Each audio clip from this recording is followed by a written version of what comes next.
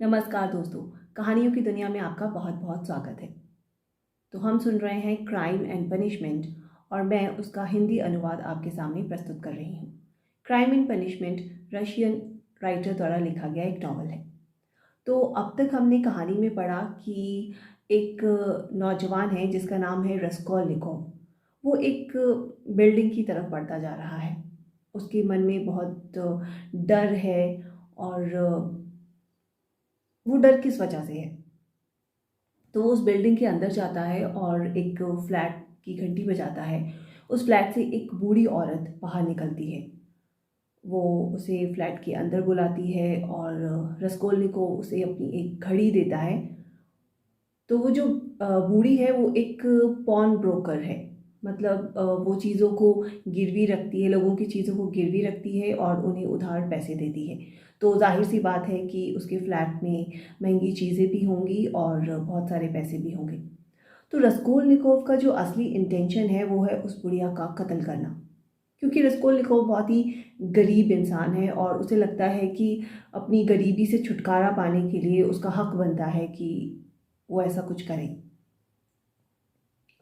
तो फिलहाल वो वहाँ पे उस फ्लैट का जायज़ा लेने के लिए आया है। वो अच्छी तरह से फ्लैट को देखता है और ये भी देखता है कि उस बूढ़ी औरत के साथ कोई और तो नहीं रहता है। तो थोड़ी देर वहाँ पर वक्त गुजारने के बाद वो वहाँ उस फ्लैट से बाहर निकलता है और बाहर निकलते ही उसे आत्मग्लानि का एहसास होता है और जो भी इमोशंस होते हैं, नफ़रत के, अपने प्रति गुस्से के, वो सब उसके ऊपर हावी होने लगते हैं। वो घबरा जाता है और फिर वो एक शराब खाने के अंदर घुस जाता है। शराब खाने में थोड़ी-सी शराब पीने के बाद उसे लगता है कि नहीं, उसे इतना नहीं पछताना चाहिए और वो ये सब कर सकता है। तो थोड़ा सामान्य होने के बाद जब वो वहाँ बैठा होता है तो एक शराबी उसके पास आकर बैठ जाता है। तो वो शराबी अपनी कहानी उसे बताने लगता है। और अपनी कुछ बेवकूफ़ी भरी गलतियाँ उसे बताता है। उसे शराब की लत होती है। उसने एक विधवा औरत से शादी की होती है जिसके 3 बच्चे थे। उसने उस पर तरस खा के उससे शादी की थी। लेकिन उसने 1-2 साल तक उसका अच्छे से ख़्याल रखा, लेकिन शराब की बुरी लत की वजह से अब वो उसका ध्यान नहीं रख पा रहा है और उसके घर में घोर गरीबी है इस वक़्त। उसकी एक बेटी है सोनिया, जो वेश्यावृत्ति में फँस चुकी है। तो इस तरह से वो रसकोल्निकोव को अपनी कहानी बताता है। तो फिर अंत में वो उसे कहता है कि क्या वो उसे उसके घर तक छोड़ सकता है, क्योंकि वो बहुत ज़्यादा शराब पीने की वजह से चल भी नहीं पा रहा होता। तो रसकोल्निकोव उसे उसके घर तक छोड़ने जाता है। तो जैसा कि उसने पहले बताया था कि उसके घर में बहुत गरीबी है, तो रसकोल्निकोव जाके देखता है कि बच्चों की क्या हालत है, उसकी बीवी बहुत ही बीमार है, टीबी की मरीज़ है। अ, तो रसकोल्निकोव के पास जो घड़ी गिरवी रखने के बाद उसके पास जो पैसे बचे थे, जितने भी पैसे होते हैं वो उनके घर में वो रख के बाहर आ जाता है।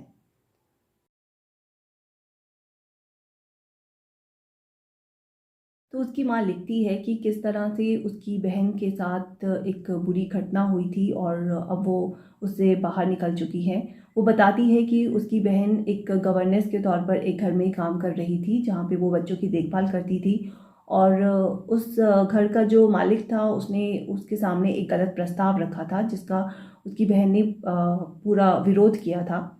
लेकिन उसकी बहन को गलत समझा गया, उसके ऊपर गलत इल्ज़ाम लगाए गए और उसे वहाँ से निकाल दिया गया और जिसकी वजह से उसकी समाज में काफ़ी बदनामी हुई। लेकिन जब सही बात सबके सामने आई, तो उसकी बहन को काफ़ी समर्थन मिला और उसे एक बहुत ही अच्छे कुलीन घर से एक रिश्ता। तो जो रिश्ता है वो एक काउंसलर का है जो वकालत करते हैं और वो पीटर्सबर्ग में अपनी वकालत को आगे बढ़ाना चाहते हैं।